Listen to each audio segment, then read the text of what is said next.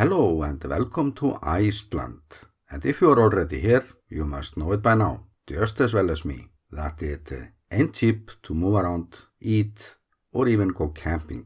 So this video is quite simple, or to tell you all about what might be the only free campsite with service here in Iceland, and it's situated on a very special place by the south coast. So let's look briefly at the map. Here we have Reykjavík and the volcano town Grindavík and Keflavík International Airport, and further east by the south coast road we find this place by a legendary church called Strandakirkja, and the campsite is called Gata.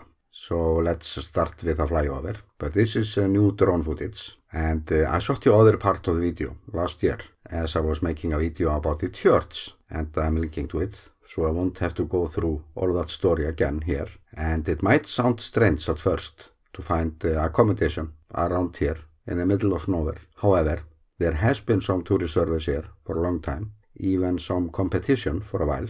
But now it's just the local farmer that operates a free campground. So what's the catch, might one ask? And it's quite simple actually. The farmer has a little store there. It's also a flea market / artwork shop. And he sold me a hot dog, so this is just like any other road shop.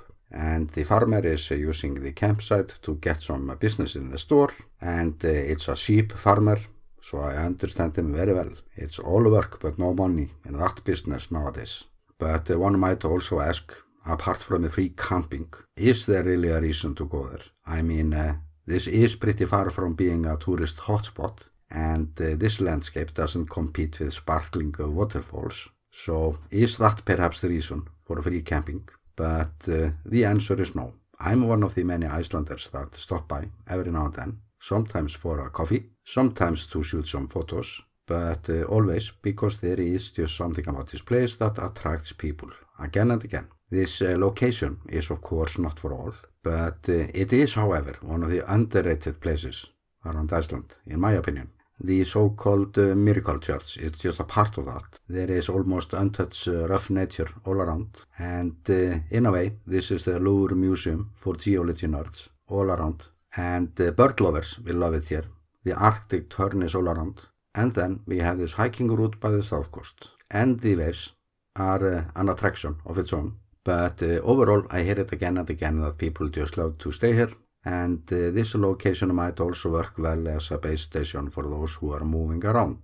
We are 30-40 minutes away from Reykjavík and just by the so-called Golden Circle. So it's a good location if you plan to do day tours around the standard tourist circle.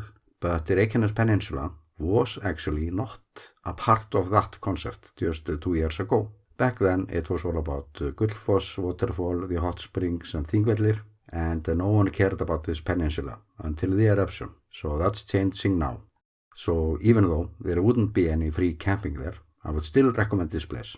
But as usual, I'm not following the mainstream when it comes to the part of my channel where I try to provide our guests with some different ideas. It's plenty of sugar-coated videos out there from our most popular tourist destinations, but we can get bad summers, of course, or gloomy days with little or no visibility, and the sugary sweet places look nothing like you saw on YouTube in such cases. Just total disappointment. And that's when places like this kick in, places that do well in any weather. It's more here than meets the eye, and the rough weather by the coast is a wonder of its own. And here we have a good and safe platform to enjoy the ocean, just a few steps away from a car park by the church.